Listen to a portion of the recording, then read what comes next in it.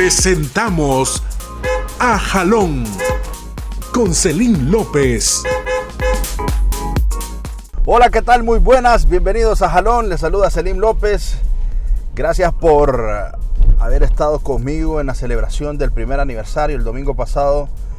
Fue un día muy especial, saber de que llegamos satisfactoriamente a poder celebrar este primer aniversario es algo que para la producción, para mí particularmente de Jalón, pues nos tiene muy complacidos.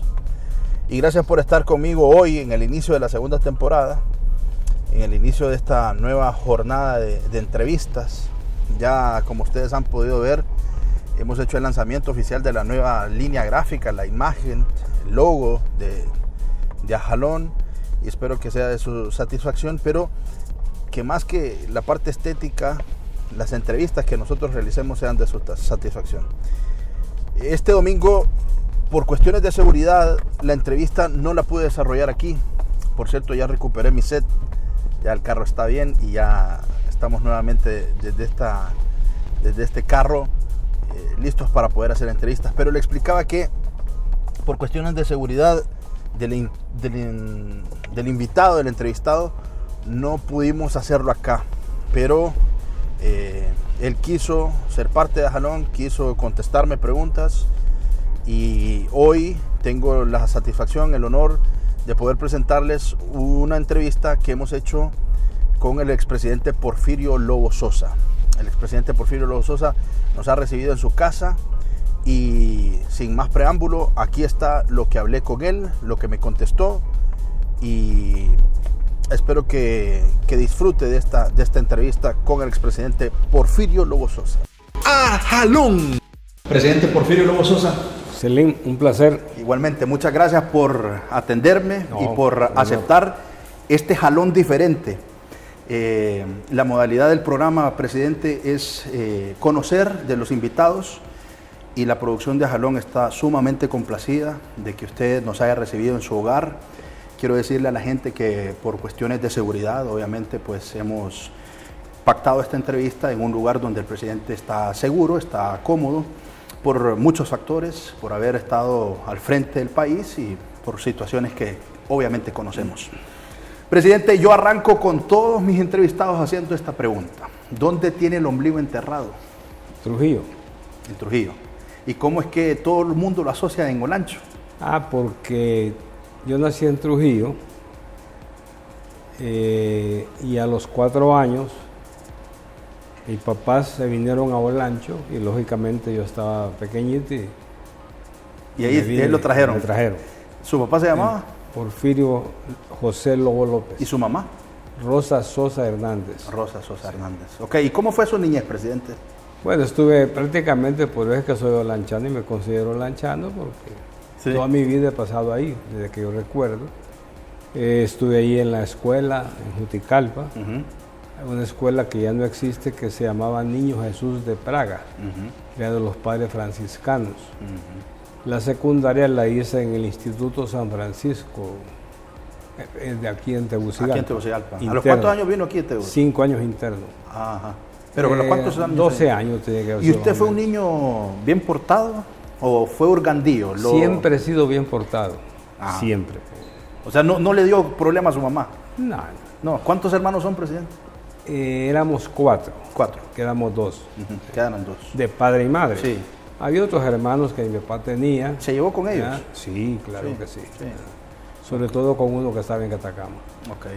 Y el trasladarse de Olancho y venir aquí a Tegucigalpa, ¿qué significó ese cambio para usted? Bueno, es que vamos a ver un poco más el tema. Mi papá era de Catacamas. Ahí conservamos la finca en que él nació, que se llama El Subiate, queda ahí por la zona del Culebrero, el Hormiguero, por ahí. Y ahí nacieron mi papá, sus hermanos y hermanas. Pero cuando él tenía como 15 o 16 años murió el papá de él y un primo de él se lo llevó para la costa norte. Se le dijo, venite para acá y se fue para allá. Entonces vivió muchos años en la costa norte, se casó con mi mamá, que sí era de allá, de un lugar que se llama Jerónimo, cerca de Bonito Oriental. Entonces ellos regresan a Olancho en el 51 para hacerse cargo de unas propiedades que le heredaba un tío abuelo que no tuvo, un tío de él que no tuvo hijos. Pero cuando usted se viene para Tegus, el muchachito que creció en Olancho, en una Bueno, ciudad... vine al internado. El internado es una experiencia muy interesante, porque recuerda que ahí está uno solo, tiene que hacer todo. ¿Eso formó su carácter? Bueno, lo imborrable en esto es la crianza de tus padres, ¿verdad? Sobre todo el papá, mamá. O sea que su carácter obedece estrictamente a cómo fue formado por su papá y su mamá. Bueno, es que uno trae ya mucho, ¿verdad?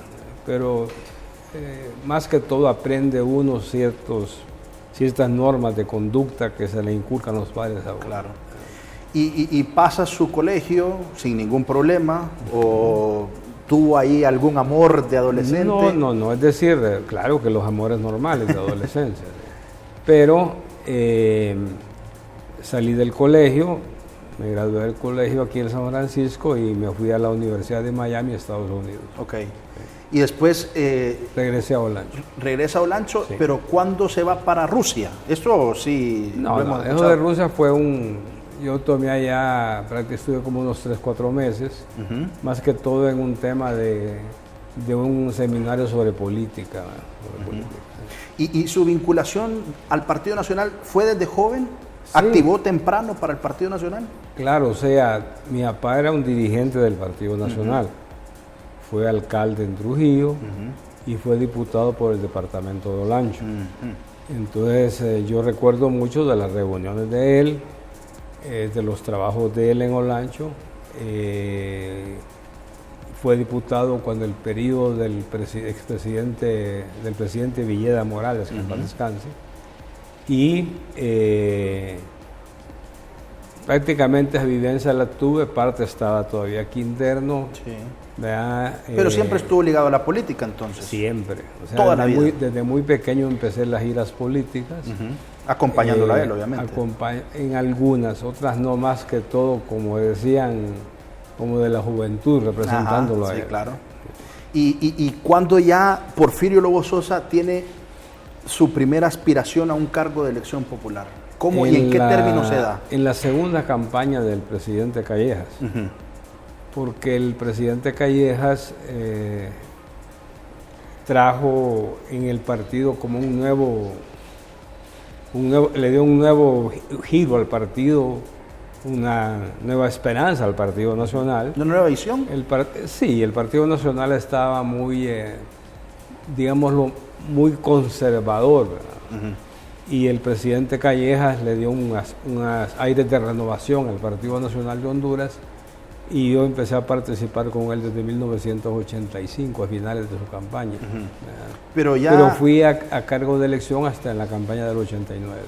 Y ahí aspiró a diputado. Salí de diputado por Olancho, como una decisión de él, porque recuerda que antes Sí, claro. el candidato presidencial Ponía sus diputados. y todos íbamos arrastrados por el voto de él. Entonces ya al final del 89, antes de las elecciones generales, le digo, ¿y vos qué querés que haga yo? Me dice, quiero que hagas de primer diputado por Olancho. Entonces fui de primer diputado por Olancho. Ok, y entonces ya Porfirio Lobo Sosa entra al Congreso, se empapa de qué es ser diputado. Entro al Congreso, él me lleva a la Corporación Hondureña de Desarrollo Forestal, a la CODEFOR en ese tiempo, y estuve ahí como 1 año y medio, 2 años más o menos. Luego el Congreso regresé y a la campaña que venía siguiente del partido también. Sí, después de Callejas, ya presidente, vino Flores, ¿verdad? El candidato era Osvaldo. Osvaldo, Y sí. fue la campaña que tuvimos contra el presidente Reina, Carlos Roberto Reina, que ganó el doctor Reina. El doctor Reina, claro. Luego tuvimos a doña Nora de candidata y ganó el presidente Flores. Sí, la Flores. Y luego tuvimos al presidente Maduro como candidato y fue presidente Maduro. ¿En los gobiernos nacionalistas usted siempre formó parte de ellos? Bueno, estuve yo con Callejas en el gobierno. Sí. El presidente Maduro me llevó a la presidencia del Congreso. Sí, claro. ¿Verdad? Y de ahí, el 2005 perdí la elección con el presidente Zelaya. A eso quería llegar. Sí. Fíjese que usted sabe que en nuestro pueblo, en Sí. nuestro país siempre hay secretos a voces y dicen que eventualmente en esa elección que gana Manuel Zelaya Rosales, lo sientan a los dos y les dicen, Mel va a ser presidente y después usted va a poder volver a buscar una candidatura presidencial. ¿Es ¿Quién esto nos dijo así? eso? No, se mencionaba que como que habían permitido que Mel ganara. Recordemos que el señor Mejía, Aristides Mejía, en una elección atípica y en un resultado atípico, dijo que el presidente era Mel a las 5 de la tarde, cuando nunca se había dado así. Bueno, lo que pasa es que nadie nos ha sentado en esas cosas. ¿verdad? ¿No es así Pero entonces? no, no es así. Sí. ¿Verdad? Él era el candidato del Partido Liberal, yo del Partido Nacional. Siempre en el gobierno hay desgaste. Sí. Y vino un tema que nos afectó bastante electoralmente, que fue el incremento al combustible, Sí. que fue bastante fuerte, de 17 lempiras de un Sí. solo. Esa decisión el presidente Maduro no la tomó él solo. Él le dijo a la gente de la campaña nuestra que si estaban de acuerdo, y la gente estuvo de acuerdo. O sea, ellos dijeron que era mejor así. Yo estaba por Nueva Orleans en esos días que había pasado el huracán Katrina, Claro, creo que sí. era, en el 2004, 2005, por ahí. Y entonces eso afectó bastante. Y por otro lado también afectó mucho el tema de las mesas electorales, que como les digo yo siempre, al final, el domingo es la elección, ya el lunes ya hay un presidente, nada vale de llorar. ¿verdad?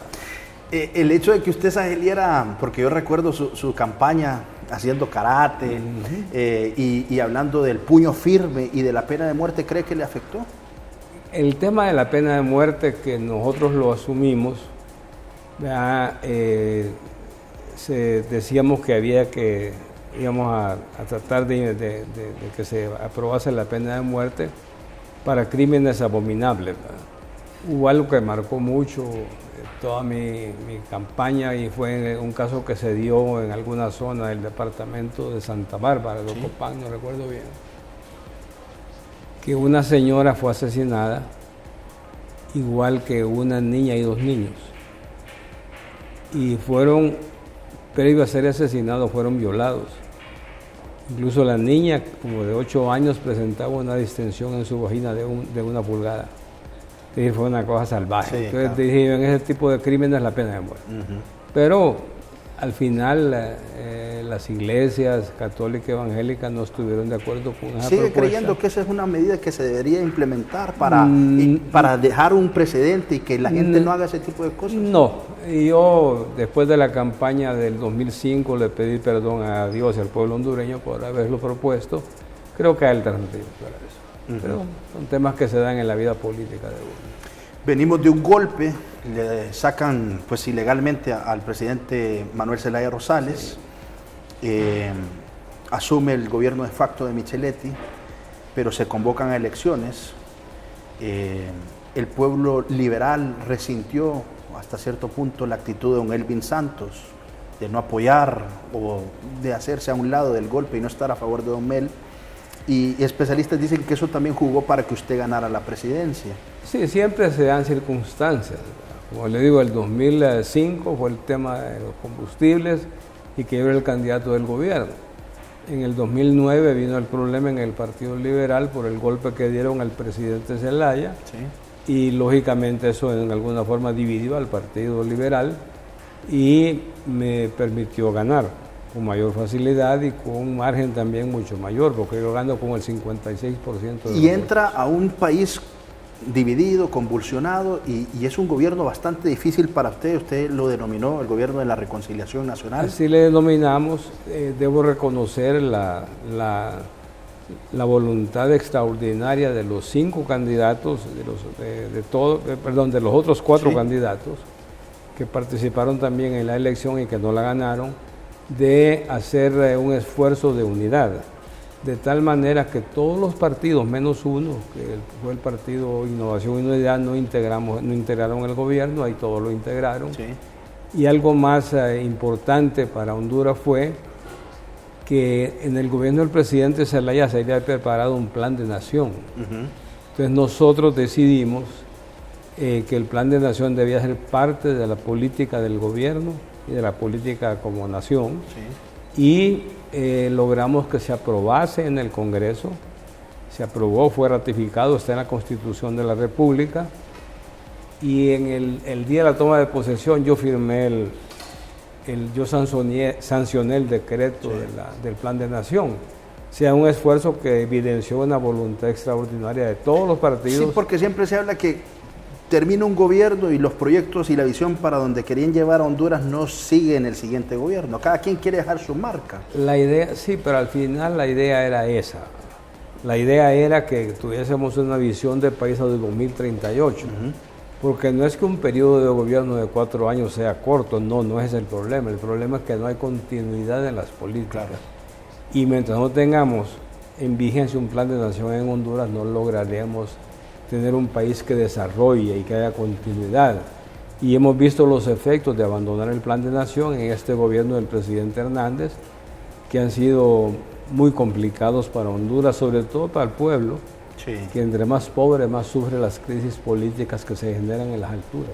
Yo quiero contarle una anécdota. Sí. A mí don Esdras me había asignado cubrir su casa presidencial. Y recuerdo que siendo mucho más joven, llegué a la sala de prensa el primer día y se decía por parte de los colegas periodistas, ya va a bajar el presidente Lobo. Y minutos después usted bajó, ¿verdad? Muy amigable con todos, con su sonrisa característica, presidente, y dijo, bueno, ¿cómo están? ¿Cómo los tratan? Vengo aquí para que establezcamos una relación con la prensa, me interesa eso, dijo usted. Son palabras que se me quedan guardadas. Recuerde usted que a nosotros en el golpe nos sacaron de casa presidencial y nos habían, bueno, hecho un montón de cosas. Y yo recuerdo que pedí la palabra y le dije, presidente, si me permite, yo soy Selim López de Canal 36, le voy a pedir una sola cosa. Por favor, déjenos transmitir permanentemente y con libertad desde casa presidencial. Y usted me dijo, bueno, y es que vos no sabes que soy amigo de tu papá. Y entonces, me extraña que me estés diciendo eso. Aquí tienen las puertas abiertas y van a poder transmitir todo lo que quieran. Eso me marcó como en mi carrera, en mis inicios de mi carrera. Y le agradezco. ¿Usted siempre fue amigo de la prensa? Pues es que recuerda que en la vida mía, por ejemplo, yo trabajé mucho con grupos campesinos en los 70s y logré, dialogando en nombre de mi papá, arreglar con ellos para evitar cualquier tipo de enfrentamiento. Igual que en los 80s acompañé al doctor Custodio en un esfuerzo extraordinario que hizo él en el Comité de Defensa de los Derechos Humanos.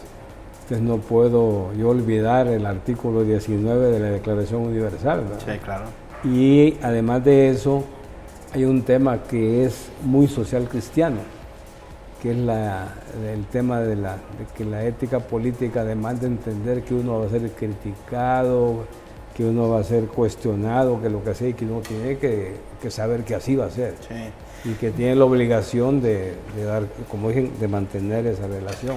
En ese gobierno, usted trabajó arduamente para reintegrar a Honduras en el Concierto de las Naciones. Sí. Nos habían expulsado de la OEA, teníamos las puertas cerradas de muchos países que repudiaban lo que había ocurrido en Honduras, y esa fue una de sus tareas más principales, además de los temas de país. Recuerdo una visita que hizo a Nicaragua con el comandante Ortega. Recuerdo que usted, y porque lo acompañé, por cierto, a la CELAC, que se estableció en Venezuela. Ahí vimos al comandante Chávez y usted participó en esas reuniones. Y estuvimos en la sesión, transmitimos para Canal 36, cuando la OEA votó nuevamente para que se integrara Honduras con la abstención de Ecuador, ¿verdad? Pero sí ocurrió, y usted trabajó arduamente y lo logró. ¿Qué tan difícil fue hacer eso? Bueno, debo decirte que, claro, como era un problema de un golpe, había un problema también de las tendencias políticas, ¿verdad?, que se daban, y unos estaban apostando a lo que era los amigos de UNASUR, por ejemplo, ¿verdad?, que tenían ellos su definición política, y estaban los otros países también, ¿no? Entonces, UNASUR se oponía al reingreso a que se suspendiese la suspensión de Honduras, o sea, a que se levantara la suspensión de Honduras. Y hubo que trabajar mucho porque el presidente Hugo Chávez, que en paz descanse, era el hombre que tenía el liderazgo de UNASUR. Claro. Entonces hubo que trabajar mucho con él y me ayudó muchísimo la gente del FMLN de El Salvador, el presidente Ortega, el presidente Fernández de Dominicana, igual que el presidente Colón de Guatemala y otros. Martinelli ayudó mucho también, y el presidente Santos de Colombia, que fue el que nos llevó al final a la firma del acuerdo de Cartagena, que viabilizó lo que era el retorno del presidente Zelaya a Honduras, pero también el retorno de Honduras a la OEA. Sí, claro. Que cuando se está fuera de la OEA, Celín, y a veces la gente no sabe qué también significa, que estás fuera de cualquier organismo multinacional de crédito, fuera de donaciones, y prácticamente estás excluido de todos los países, excepto de la Organización de las Naciones Unidas. Fue bien difícil, entonces, pero lo logró complicado, sortear. Pero se logró sortear eso, y bueno, que decirle que más que todo, lo que significaba todo esto era, como dicen, agregar más a lo que era la reconciliación nacional. Usted, ya saliendo de la presidencia, me imagino se hizo una autoevaluación. ¿De qué se sintió más orgulloso en alguna acción que usted ha hecho y con qué se quedó con ganas de hacer? Pues mira, al final no soy muy como para andarme autoevaluando. No, es más, no. Siempre recuerdo a un amigo que me daba un consejo, que era don Orlando Enríquez. Ajá. Siempre lo tenía cerca porque don Orlando tenía una cualidad. Le decía lo que él pensaba. ¿Sin anestesia? Sin anestesia, no importase si sintiese que le gustase o que no le gustase. Eso se lo decía. Y me decía, mira, una vez a la semana párate frente al espejo y le preguntas cómo te estás portando. El asunto es que uno, la presidencia, permanentemente debe estar en reflexión. Porque debes estar sobre todo reflexionando si te mantienes parado en el suelo o te estás levantando. Y entonces hay que volverte, no. Como dicen en el pueblo, si se le está subiendo aquella a la cabeza. Es correcto. El poder es complicado y tienes que vacunarte y trabajar mucho mentalmente para no sentir que, como dicen, que todo puedes hacerlo, porque no es así. Hay que hacer las cosas como deben de hacerse. Y hay algo que, claro, el tema de la reconciliación, lo que podía significar para mí, un paso muy importante para Honduras, sobre todo cuando fuimos ya a un nuevo proceso, el 2013, que significaba consolidar la democracia en el Solo un país. paréntesis. Sí. Usted, siento que fue muy transparente. Usted transmitía los consejos de ministros. Sí. Sí, ¿verdad? Y allí hablaba ante las cámaras al pueblo hondureño por dónde iba el país. Pero hay una anécdota ahí en un consejo de ministros que justamente antes de esta entrevista lo estaba reviviendo. Al final supo quién se tiró ese ventoso que usted tuvo que cortar el consejo de ministros. ¿Se acuerda de eso? Era la tubería, hombre. Que usted dijo, este olor ningún cuerpo humano lo puede hacer, dijo. Era la tubería. Al final fue la tubería, entonces. No fue ningún ministro pedorro. No. Hubo un problema con la tubería. Y eso de los consejos de ministros, fíjate, de esa forma, era muy importante porque la gente se informaba. Sí, claro. De lo que estaba sucediendo. Era transparente, presidente. Ahora no sabemos qué es lo que están decidiendo. Ni cómo. Sí, ni cómo se decide. No es bueno. Sí. Eso no es bueno. Bueno, esta pregunta yo la he escuchado y he escuchado sus respuestas muchas veces, pero esta es la primera vez que está Jalón aquí conmigo y se la tengo que hacer. Y más si voy de jalón. Sí. Y esta frase famosa, yo sabía lo que ocurrió en el seguro, pero no lo dije para no afectar al gobierno. No, hombre, el seguro, mira que siguen todavía las investigaciones. Y han pasado ya más de 6 años. El seguro, nadie sabía en realidad lo que estaba pasando. Porque era un caso demasiado, lo que sucedió ahí y bueno, fue objeto de investigaciones profundas. Debo recordar que no se trataba si yo decía o no decía, porque ya la Fiscalía del Estado estaba investigando. Y es el ente correspondiente. Había intervenido la Fiscalía desde muchos meses antes, cuando estaba la comisión de transición que encabezó la abogada María Antonia Navarro. Decidieron intervenir el seguro por algunas denuncias que habían tenido ellos. Ahí me dijeron un par de cosas, pero no era nada fuera de lo normal. Un amigo, David Romero, por cierto, me habló de unas ambulancias y me habló de unos viáticos a Nueva Orleans, que no es gran cosa lo que se puede decir. Lo que pasa es que cuando salí de la presidencia ese año, en el mes de julio creo que fue, en un viaje mío estaba hablando con un periodista que es reconocido, que es periodista de Libertad y Refundación del Libre, y es amigo mío. Y entonces, por fregarlo, le digo, no, hombre, ¿cómo te pones a creer? Hubiéramos perdido las elecciones, pero no es cierto. Nadie sabía la profundidad. ¿Qué tan profundo era? ¿Qué tanta corrupción era? No, y al final, cuando usted ya vio los números en frío, ¿se sorprendió? Pues fíjate que lo que se hizo fue lo normal que debe hacerse en estos casos. No se trata de ir a intervenir de entrada, porque el organismo que está investigando es la Fiscalía.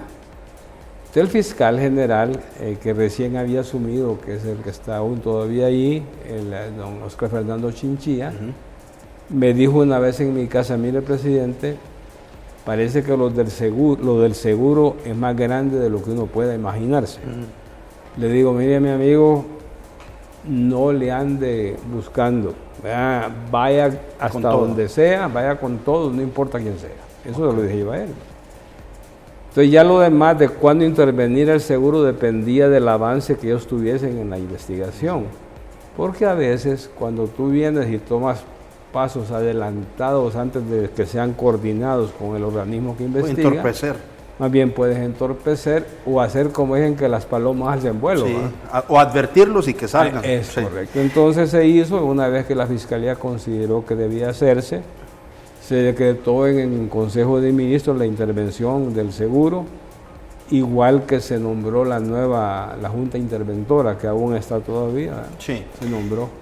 Políticamente hablando, siempre sabemos que hay padrinos, que hay gente que se preocupa por ayudar y darle cierto protagonismo a alguien que quiere crecer políticamente hablando. Muchos especialistas y la gente asegura que usted fue padrino de Juan Orlando Hernández, que lo honró en permitirle ir creciendo dentro del Partido Nacional, que al final usted respaldó su presidencia en el Congreso Nacional y que también era su candidato para las siguientes elecciones. ¿Es esto así? ¿Fue así? ¿Usted prácticamente es el padrino político de Juan Orlando? No. Bueno, es que ahora todo el mundo me dice, por culpa suya. Le digo yo que iba a saber. Mire, cuando pasa una elección, el líder del partido y lógicamente de los diputados en el Congreso es el que es el presidente electo. Claro. Porque en ese momento han sido los que le han acompañado en la campaña y es el presidente de la República. Y nadie se le opone al presidente de la República. Sí, claro. Entonces, después de la elección, se tomó la decisión de que el presidente del Congreso debería ser don Juan Orlando Hernández. Él fue al Congreso porque era diputado. Don Ricardo Álvarez fue a la presidencia del partido un año antes. Un año antes. O sea que los dos líderes que teníamos en ese momento tuvieron su escenario político para poder catapultarse a una candidatura presidencial. De ahí vino lo que fue el proceso pues, interno en el cual ganó don Juan Orlando por un margen escaso, porque creo que fue 6%, lo cual no es usual en el partido. Normalmente el que es candidato gana con 80-90% de ventaja. En las internas, dice usted. En las internas. Sí. Entonces el candidato fue Juan Orlando en esa elección del 2013. Yo hice lo que tenía que hacer, como es natural, cada presidente trata de que su partido gane las elecciones, es un acto de lealtad partidaria. El que va a ganar, o apoya al que cree usted pues, que va a ganar. Al que uno cree que puede ganar, casi no se toma mucho parte en la parte interna, claro, sino que se deja llegar a las internas y después se respalda el partido. Asume Juan Orlando Hernández y ya sabemos en qué ha derivado tantas decisiones particulares de él. Ese escaso margen del cual usted habla, en la interna también se vio en la general, aseguran que se robó las elecciones, aseguran tantas cosas. Al final es él el presidente y asume de manera, pues, con un tecnicismo, una reelección, ¿verdad? Pasándose los artículos pétreos no sé por dónde, y con una decisión de la Corte Suprema de Justicia. Particularmente, ¿cómo vio eso usted? Bueno, creo yo que el tema... de la reelección como tal. El tema de reelección ha sido muy complicado para Honduras, demasiado complicado para Honduras. Ha habido un deterioro impresionante de la estabilidad social y, lo que es más doloroso, se ha visto un incremento fuerte de la dificultad de vida de la gente, del pueblo hondureño. O sea, hay mucho más pobreza hoy que antes. Y como que no va con el tiempo, porque se asume que a medida que el tiempo pasa debe ir mejorando. Un progreso, es lo lógico. Pero la situación está muy complicada para la gente. Ha habido muchas decisiones que han tomado, ¿verdad?, que creo que han sido muy nefastas para el pueblo hondureño. Y hemos llegado a un punto que parece que nadie está gobernando, porque el Congreso tampoco asume su papel, ¿no? Sí.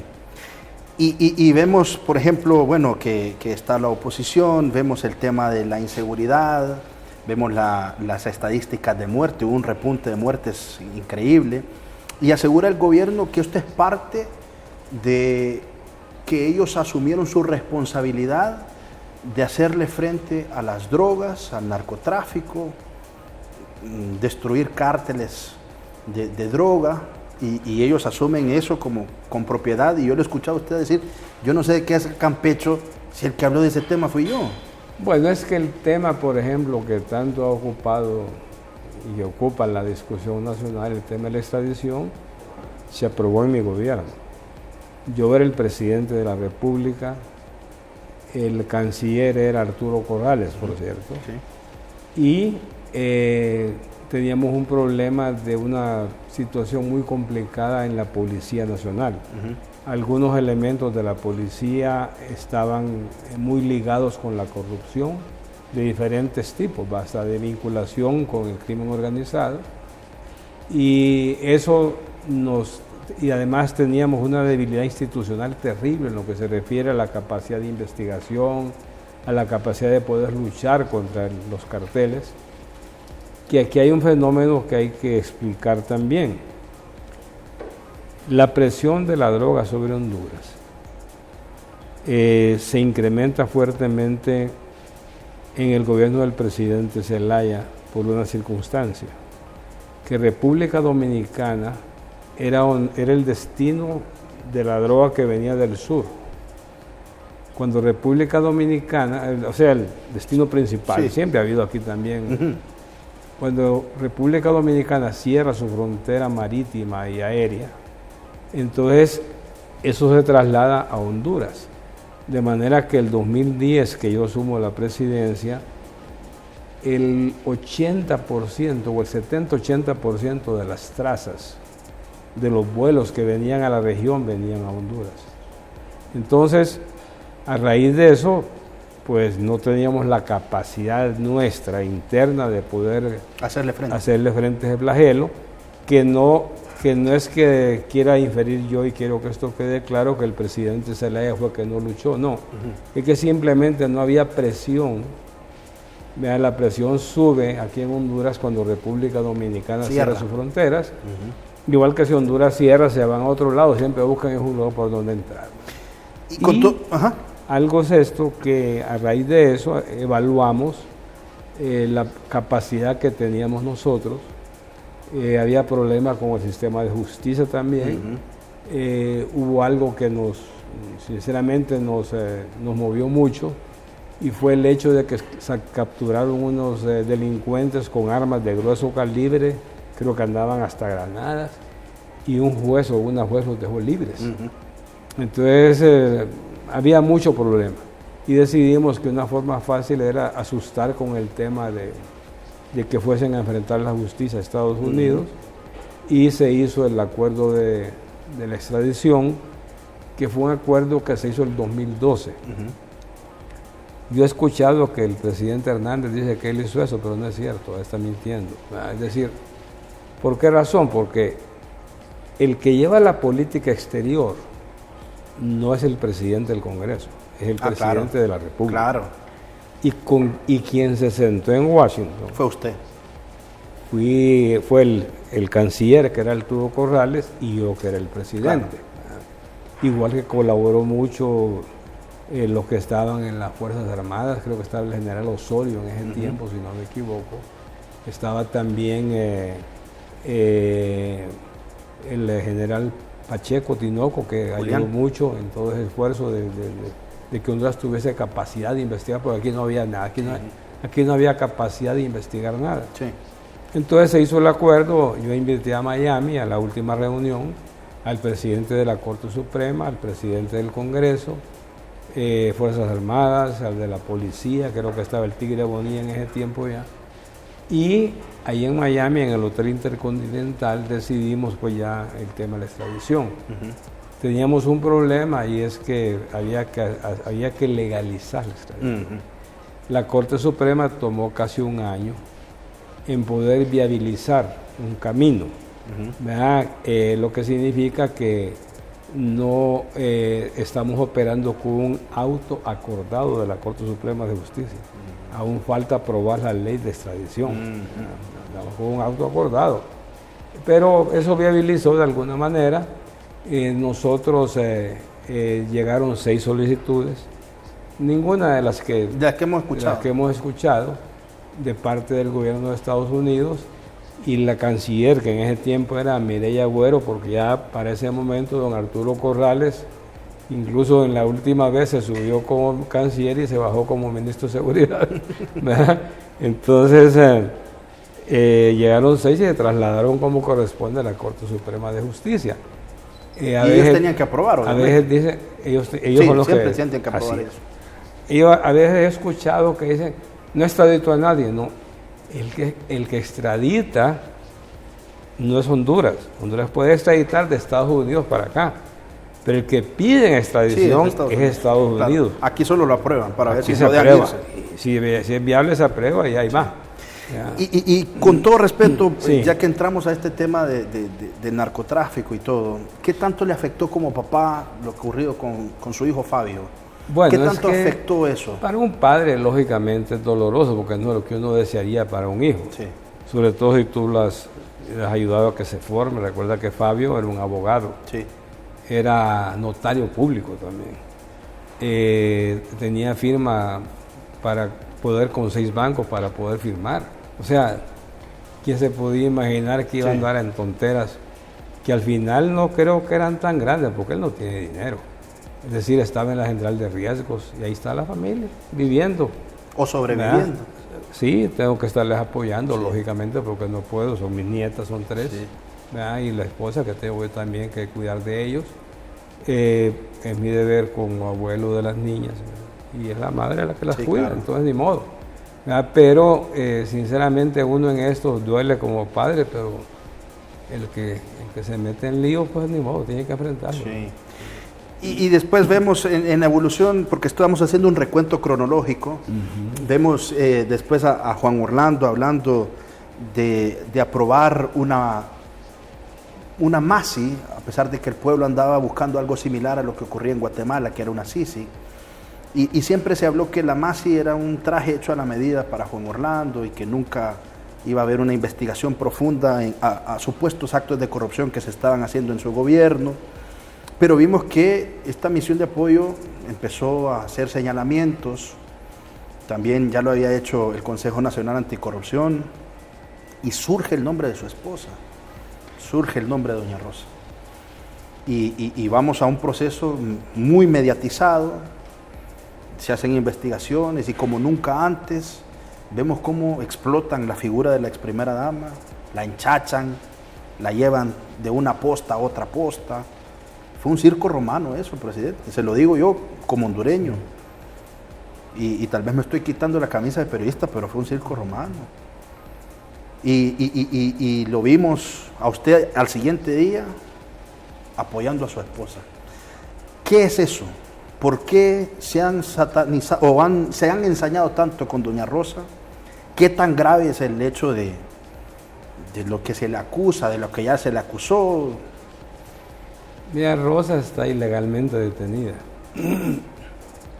No está guardando prisión por una decisión legal, enmarcada en ley, sino que una decisión política.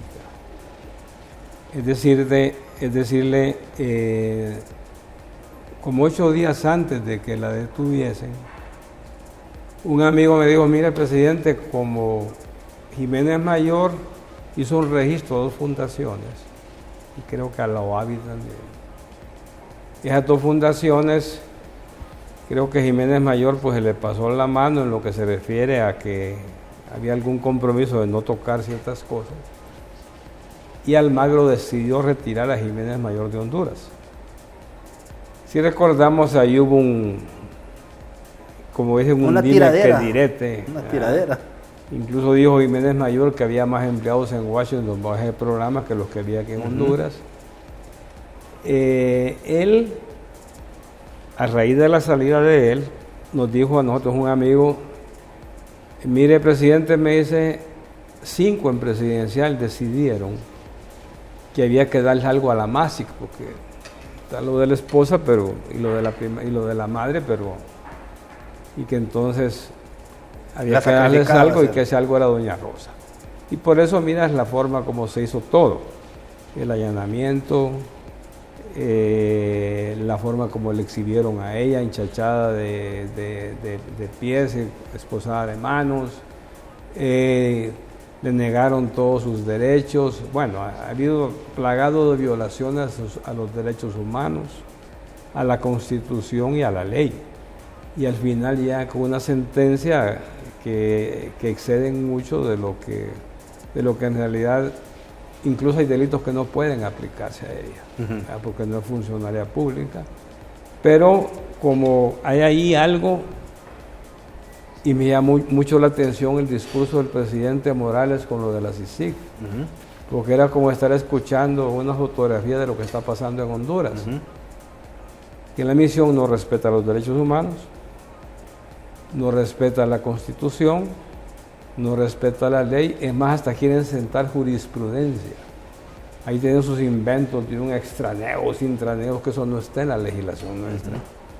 El tema del allanamiento, aunque la Constitución de la República dice claramente que el ingreso, registro o allanamiento en una casa de familia, o sea, en una morada, tiene que ser de 6 de la mañana a 6 de la tarde, en ningún caso puede ser después de las 6 de la tarde. En mi casa estuvieron 4 días. Y ellos quieren sentar reforma constitucional diciendo que se refiere al ingreso y que una vez adentro puede estar ahí el tiempo que quiera, lo cual no es cierto. Solo un paréntesis. Cuando usted ve eso, porque se vio en televisión, ¿qué sintió usted? ¿Qué pensó? Muy decepcionado, porque sentí en carne propia lo que creo que están sintiendo muchas familias en Honduras, ¿verdad? Y sí, claramente se mira que ha habido una justicia selectiva. Claramente se mira que no les importa, aunque sea una misión de la OEA, venir a violar los derechos humanos, y todo montado. Tienes ahí un sistema de fiscales y jueces escogidos por la misión, a tal grado que muchos de los jueces son fiscales. Incluso algunos de esos jueces están con permiso de la fiscalía.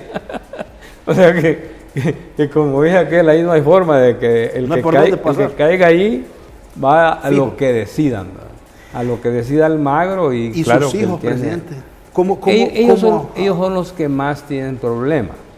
Usted miró a mi hijo menor, por ejemplo, tiene 16 años nada más, es el menor que tenemos, pero ellos se han sufrido bastante. ¿Extrañan a su mamá? Ah, claro que sí. Además, aparte uno como padre, pues lógicamente, y como esposo, siente mucho, y sobre todo cuando hay injusticia. Ese caso de doña Rosa va a la corte en casación, claro, sobre todo alegando las violaciones que ha habido pues a los preceptos constitucionales, legales, al debido proceso. Pero a la ¿cómo presunción un papá habla con sus hijos para darles aliento por lo que está ocurriendo con su mamá? Se les explica y se les dice las cosas como deben ser, ¿verdad? Y que su mamá es inocente, que su mamá es una prisionera política de Juan Orlando Hernández, ¿verdad? Que no es una persona que está ahí legalmente detenida, porque incluso es un juicio de fotocopias, o sea, ahí tienes cualquier tipo de violaciones que ha habido, pruebas prohibidas y todo fue validado por el Tribunal de Sentencia. Y lo último que habló usted con ella, ¿cómo está doña Rosa? Rosa es fuerte. ¿Cada cuánto habla con ella? Con frecuencia. Ellas pueden llamar y hablan. ¿Sí? ¿Habla usted con ella? Sí, claro que sí. ¿Sí? Y siempre le dice, te quiero. Ella me da, como dicen, ánimo y fortaleza. ¿Ella a usted? Ella a mí. Y ella que está porque guardando prisión. saber que está fuerte, eso le da a uno la fortaleza también. Y claro que cuando tú estás en algo, estás con indignación, porque sabes que sos víctima de una conspiración, entonces lógicamente eso te da fortaleza. Pero, ¿dónde está el quiebre entonces? Porque, con todo respeto, se habla de que, bueno, si viene el partido, el siguiente gobierno es de mi partido, en teoría no me van a hacer una persecución a mí. ¿Dónde está ese quiebre con Juan Orlando, presidente? No, es que no solo soy yo. Pero específicamente usted. No, yo no tengo ningún quiebre. ¿Como o sea, para que lo persiga? No, o sea, no hay absolutamente nada. Ellos andan buscando todas las formas de afectarlo a uno, porque... Pero no eran amigos. No, es que aquí tienes una combinación de factores, de dos personas muy parecidas, que es el caso de Almagro, ¿verdad? Que según dicen los uruguayos su conducta no es la mejor, y el caso del presidente Hernández aquí en Honduras.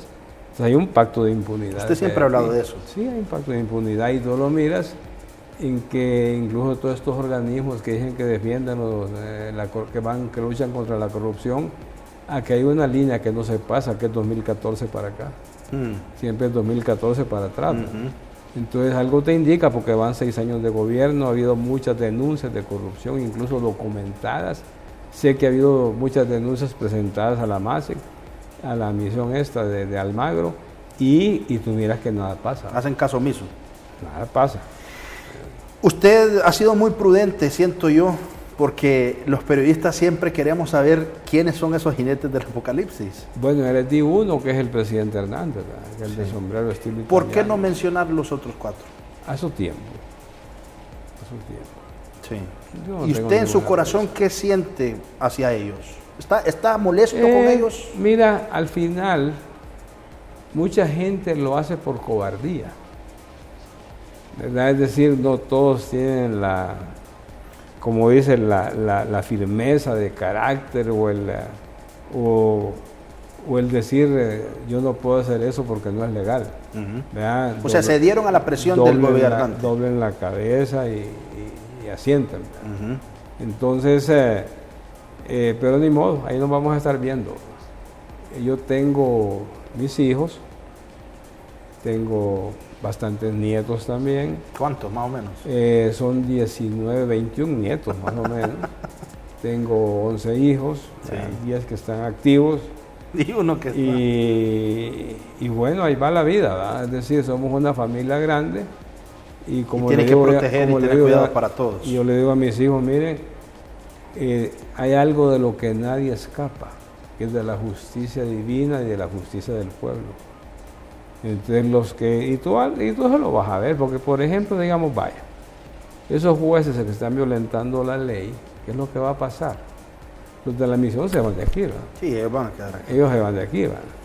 Los que quedan aquí y que han violentado la ley, tanto fiscales como jueces, y que la van a seguir violentando, porque estos son es como el vampiro, que cada vez quiere más sangre, ¿verdad?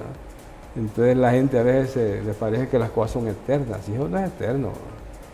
Va a llegar un día en que la misión se va a ir, y aquí van a quedar ellos, y van a enfrentar a la justicia. No tengan ni la menor duda, porque han cometido actos reñidos con la ley, y el operador de justicia tiene que pagar más alto el costo de violentar la ley. Presidente, con todo respeto, ese señalamiento, esas 2 letras y ese número que le han asignado a usted o con el que lo quieren vincular, CC3, ¿por qué? Bueno, ¿Y ahora, qué tiene que responder usted sobre ahora eso? siquiera me dan un CC, un seudónimo. En el 17 era claramente, en el juicio de mi hijo. Es el mismo fiscal que vio el caso de Fabio, este señor Emil Bobby. Según estaba escuchando hoy en la mañana, el nombre del agente de la DEA es el mismo agente de la DEA. Y ellos en el 2017 dijeron que yo era el director de la orquesta. Porque prácticamente lo que hacen es que en base a lo que dice el delincuente, elaboran su teoría de la conspiración. Entonces, en el 2017, el fiscal presentó ahí, prácticamente dijo que yo era el que tenía el compromiso con estos delincuentes y que yo tenía a mi hijo de representante, lo cual es totalmente falso. Y como lo dije en aquel momento, te lo digo hoy, con este nuevo caso que está de don Tony Hernández, yo no soy socio ni amigo, y mucho menos colaborador de delincuentes, ¿no? Mucho menos. Entonces, que conocía a este señor Ardón, claro que sí, pues era un dirigente del Partido Nacional, pero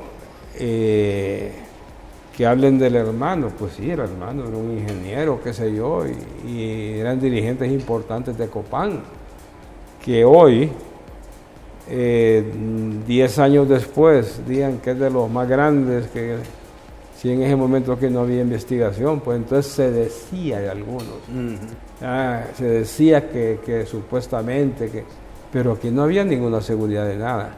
Es más, para tratar de protegerse más uno, en mi campaña se le trasladó la lista a la Embajada Americana de todos los candidatos a alcaldes, candidatos a diputados, y solo me dijeron que había un candidato a alcalde que sí tenía problemas, pero no era este, era otro, y no era de Occidente, sino que era de la región central, ¿verdad? Hijo, pucha. Y les dije que yo no podía quitar al señor porque el candidato a alcalde y estaba en la elección, pero fue el único que me objetaron. De Alexander Ardón no dijeron nada. Y si ellos no sabían, ¿por qué van a decir que yo sabía qué era? Entonces en esto hay mucha hipocresía. ¿Usted teme que lo mencionen y que lo No, jalen? hombre, que me mencionen lo que quieran, así no es el problema. Es más, yo en ese momento me presenté a la Fiscalía del Estado y le dije al fiscal, eso fue el 6 de marzo, el 7 me presenté a la Fiscalía, que se me investigase en lo que él considerase, porque mira qué ironía de la vida, que un delincuente, el Cachido, él confesó que había asesinado 78 personas. Sí. Además de lo que él confesó también que es un traficante de drogas. Sí. Entonces vienes y dices tú qué cosas, ¿verdad? ¿Por qué no vienen y le preguntan a la gente que trabajaba con uno en la institución, en las Fuerzas Armadas o en la policía? La policía teníamos problemas, y es una de las causas de por qué decidimos por la extradición, por el nivel de contaminación que había en la policía, que no era la institución policial como tal. Eran algunos elementos. Algunos, como les decía, algunas manzanas podridas. Y siempre se los dije, levanten la cabeza con orgullo, porque no es la institución policial, son algunas manzanas podridas. No creo que sean tantas como lo que han depurado, porque han hecho depuración, hay como dicen, acelerada, que no creo que revisen bien los casos. Entonces vienes y porque no le vienen a preguntar aquí al que estaba en la institución armada, el general Osorio, que era con quienes operábamos. o que le pregunten al general Pacheco o a cualquiera de los que trabajábamos. Incluso el pobre Pacheco ahí lo ha mencionado y no creo, nunca le miré ningún así. ¿Algún mate? No. Entonces, lo que yo digo es, si realmente ellos hiciesen una cosa a fondo, y preguntarían no al delincuente, porque aquí el delincuente se convierte en un testigo de fe. Sí. Qué ironía, ¿verdad? Sí. Entonces ahora viene y es el señor ahora, que es el que me dio 2 millones, el otro me dio 500,000, pues no, ya me subieron lo cual es mejor ya. Pero al final, qué ironía la de nosotros acá, hacer todo el esfuerzo que se hizo para que un delincuente allá le bote a uno el caché, como es los chavos, ¿verdad? No tiene sentido. Porque no vienen y le preguntan a la gente que podía haber salido. ¿Me puede decir hoy, y para que quede para la historia, está libre de eso? No, claro no sí. Lo van a llamar, no va a pasar nada con usted. Podía repetirte, no, y que quieren que me lleven, pues, no tengo ningún problema. ¿Y de qué me van a acusar? No tengo nada que ver. Okay.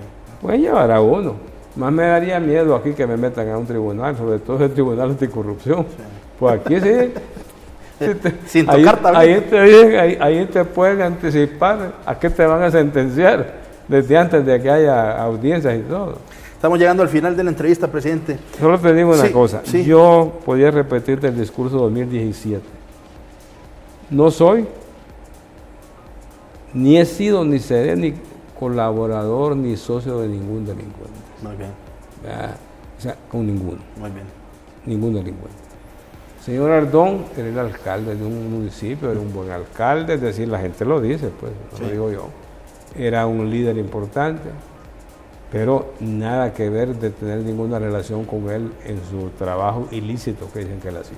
Estamos llegando al final de la entrevista, presidente. ¿Qué puede decir al pueblo hondureño en relación a cómo ve a Juan Orlando Hernández después de todo este cisma que se le ha venido de su círculo cercano, familiar?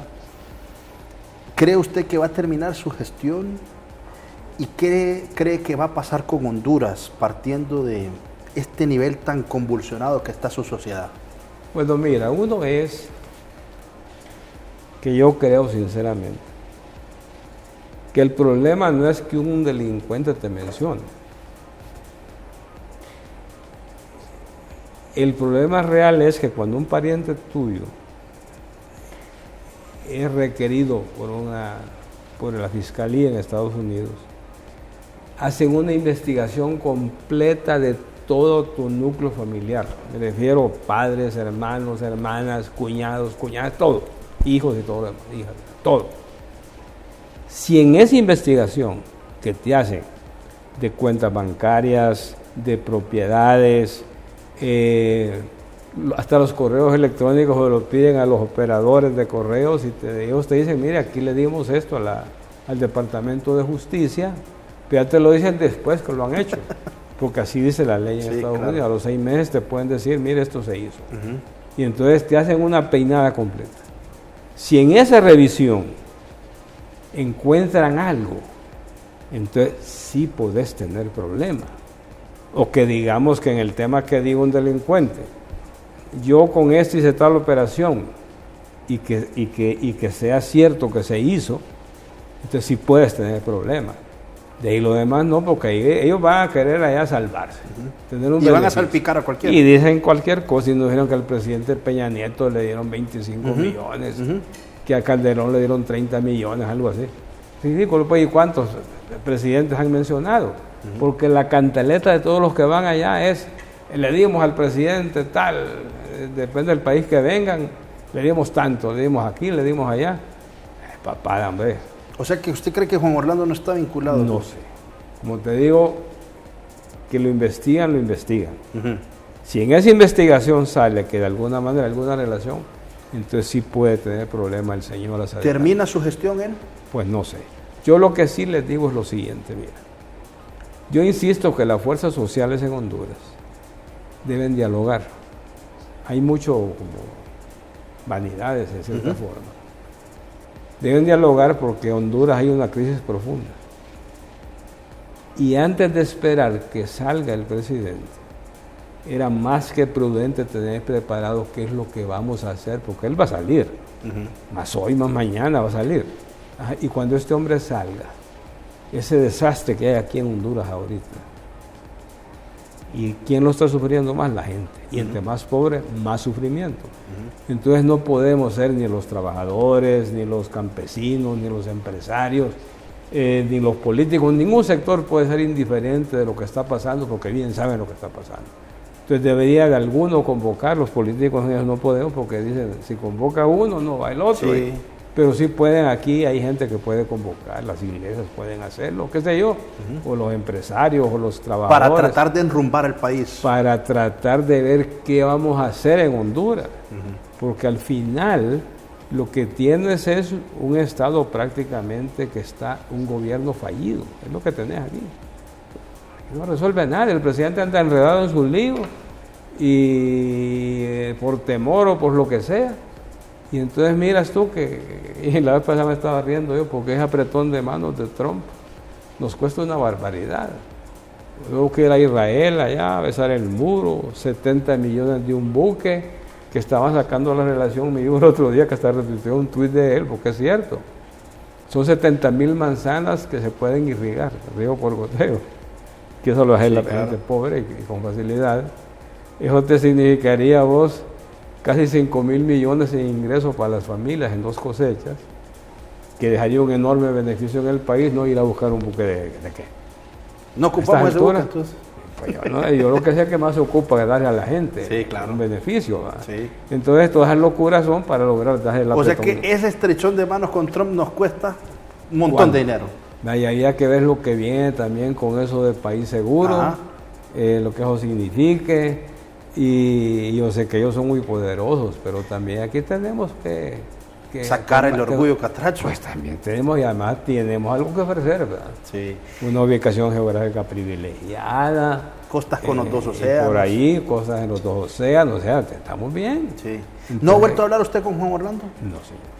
No. No tengo nada que hablar con él, nada que hablar con Juan Orlando Hernández yo. Él ha sido para mí un hombre muy desleal. Es decir, porque no diría nada si mi esposo hubiese sido legalmente puesta en prisión. No, era totalmente ilegal todo, totalmente ilegal y viciado. Ese caso en la Comisión Interamericana, si no se hace justicia en Honduras, lo vamos a ganar. Lo vamos a ganar y le voy a demostrar que lo que se ha cometido es una ilegalidad más de la Alianza Almagro, como dicen. Le dejo las cámaras para que se dirija al pueblo hondureño. No, Celín, quiero agradecerte este espacio que me has permitido que podamos interactuar. Y bueno, a jalón, pero me has dado la oportunidad, alguna deferencia. Y más era por una cuestión en realidad de tiempo. Sí, no, yo que no disponía del tiempo, porque la hicimos un poco así rápido. Sí, yo entiendo, presidente. Pero sí te agradezco y te digo que sigas en esta tu labor de orientar e informar a la opinión pública. Gracias. Y es un padre muy valiente también, sí, ¿verdad? Sí, sí. Y lógicamente tú eres el link. Sí, aquel es Edra. Sí, claro. Y bueno, sigue adelante. Gracias, presidente. Fíjese que estuvimos recientemente cumpliendo un año y he decidido pues regalarle una pequeña, estas son chiquisetas con el logo de Ajalón. Qué bueno. Y se puede poner en el carro, entonces ahí le dejo muchas gracias. su primera chiquiseta con el logo de Ajalón. Por ahí la chiquiseta. Gracias, presidente. Bueno, Celín, gracias. Gracias. Mucho gusto. Gracias Muchas a tus amigos que han estado ahí gracias. En las cámaras y en los controles de todo. Gracias, presidente. Sin duda alguna que en una hora no se puede preguntar todo. Esta semana y posterior a la entrevista, el expresidente Lobo Sosa confirmó, por ejemplo, que Estados Unidos le ha cancelado la visa desde hace 2 años. No pude preguntarle eso, pero sí lo comento ya a manera de cierre para una actualización informativa. Con el presidente Lobo traté de hablar sobre los diferentes temas que lo hemos visto opinando en los diferentes espacios informativos, noticieros. Hablé con él sobre su esposa, sobre doña Rosa, y me sorprendió que dijera que ella está más fuerte y que ella le da a él aliento desde la cárcel incluso. Hablamos, por ejemplo, sobre esta situación de los señalamientos que se están dando en Nueva York, y él dice que él no debe nada, que si quiere pues que se lo lleven, pero que no le van a comprobar nada. Esta entrevista sin duda alguna va a quedar para la historia, sea cual sea el desenlace de la situación que vive el presidente Lobo, pero quiero públicamente agradecer a él y a su equipo por habernos recibido en su casa y por haberme permitido entrevistarlo en A Jalón. Así es que, señoras y señores, recuerde mi canal de YouTube, es Dracelim López Gatica en YouTube. Suscríbase, ahí va a poder ver todas las entrevistas. Yo los espero el próximo domingo. Buenas noches, con permiso. Hemos presentado A Jalón con Celín López.